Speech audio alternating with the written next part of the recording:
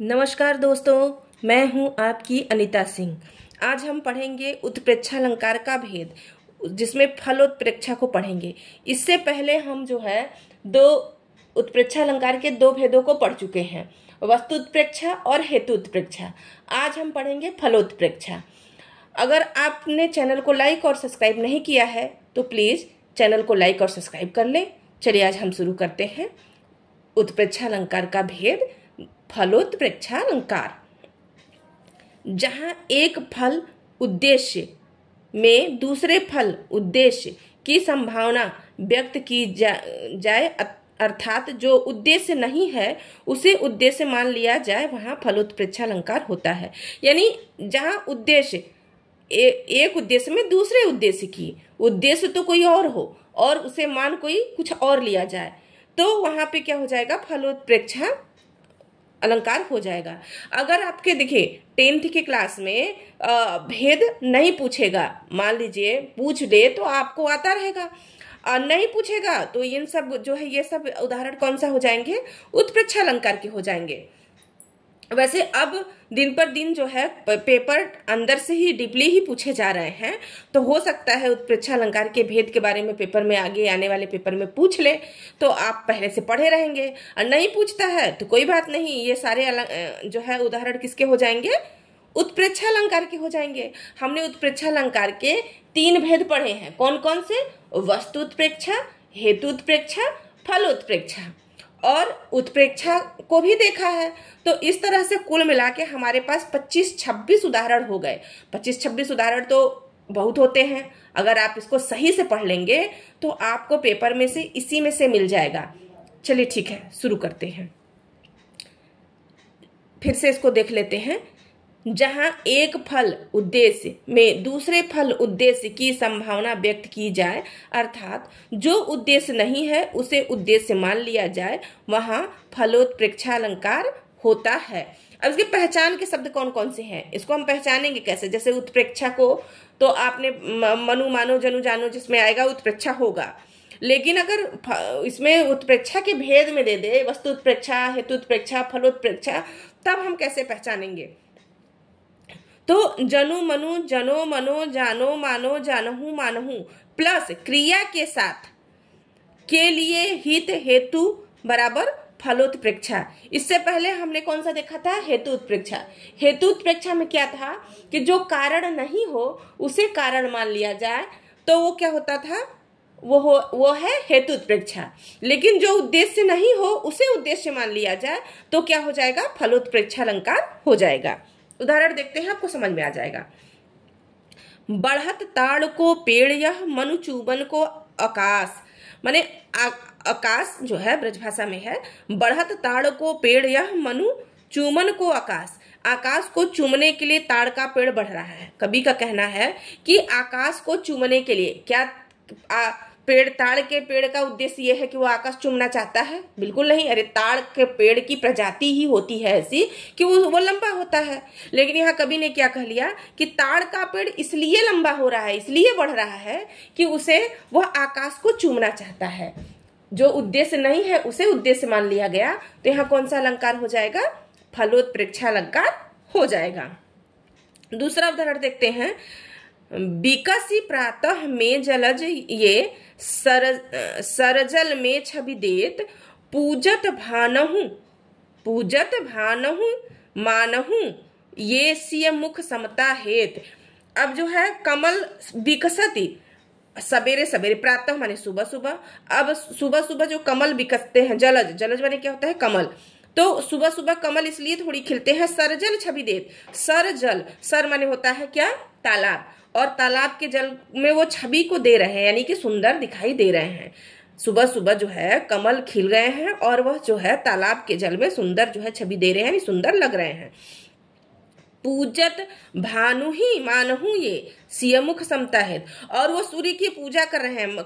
कभी एक का कहना है कि वह सुबह सुबह खिलकर सूर्य की पूजा कर रहे हैं और क्या मना रहे हैं कि वो जो है सियमुख, सीता के मुख से समानता करना चाहते हैं। अब कमल तो स्वाभाविक रूप से सूर्य के प्रकाश के साथ खिलते ही हैं, वो सीता के मुख की समानता करने के लिए थोड़ी खिल रहे हैं। वो उद्देश्य तो क्या है, उनका उद्देश्य है कि सुबह सुबह जो है वो खिल ही जाते हैं और सूर्य के किरणों के साथ ही वो खिल जाते हैं। और जो है सीता के मुख की समानता के कारण वो थोड़ी खिलते हैं कि सीता के मुख से वो समानता लेना चाहते हैं इसलिए खिल रहे हैं। तो उद्देश्य तो कुछ और है और कवि ने मान क्या लिया, कुछ और। तो उद्देश्य में, एक उद्देश्य में दूसरे उद्देश्य की संभावना व्यक्त की गई है। तो यहाँ कौन सा हो जाएगा, फलोत्प्रेक्षा। ठीक है, बात समझ में आ गई होगी। चलिए अगला पढ़ते हैं। तरनी तनुजा तट तमाल तरुअर बहु छाए, झुके कूल सो जल परसन हित मनहु सुहाए। तरनी तनुजा तट तमाल जो है तरनी तनुजा यानी कि यमुना के तरनी तनुजा, इसका मतलब क्या हो जाएगा, सूर्य की पुत्री। और सूर्य की पुत्री कौन है, यमुना। यमुना के तट पर जो है तमाल तरुअर बहु छाए, तमाल के बहुत सारे वृक्ष जो है वो छाए हुए हैं यानी विद्यमान है। झुके कूल सो जल पर सनहित मानहु सुहाय। और जो है कवि कह रहा है कि वो जो है जल को छूने के लिए अपनी डालियां जो है क्या कर रहे हैं, यमुना में उनकी डालियां लटकी हुई हैं यमुना तक, और वह जल को छूना चाहती हैं। जो है उद्देश्य क्या है, उद्देश्य तो यह है कि भाई डालियां हैं वृक्ष के, जो किनारे, यमुना के किनारे जो वृक्ष है तो उसकी डालियां लटकेंगी तो वो तो यमुना में आएंगे ही आएंगे क्योंकि वो यमुना के किनारे है। तो उद्देश्य ये थोड़ी है कि वो जल को छूना चाहती हैं, परसन हित, वो जल को छूना चाहती हैं, वो जल को छूना नहीं चाहती हैं। उद्देश्य कुछ और है कि लंबी डालियां होंगी तो वो नीचे जल में तो जाएंगी ही जाएंगी, और जो है उद्देश्य तो कुछ और है, मान कुछ और लिया, इसलिए यहाँ पे कौन सा अलंकार हो जाएगा, फलोत्प्रेक्षा अलंकार हो जाएगा।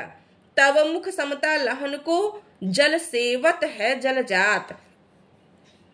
जो है तव मुख, उनकी मुख की समानता, लहन को मतलब लेने के लिए, उनसे मुख की समानता को जो है मुख की समानता करने के लिए जल सेवत है जल जात। कमल जो है वो जल में खिलता है, जल। तो यहाँ उद्देश्य क्या है भाई, कमल तो स्वाभाविक रूप से जल में ही खिलता है, कमल जो है जल में ही खिलता है, वो किसी से मुख की समानता लेने के कारण थोड़ी ना जल में खिल रहा है कि उसको मुख की समानता करनी है, किसी के मुख से उसकी समानता करनी है इसलिए वो जल में खिल रहा है।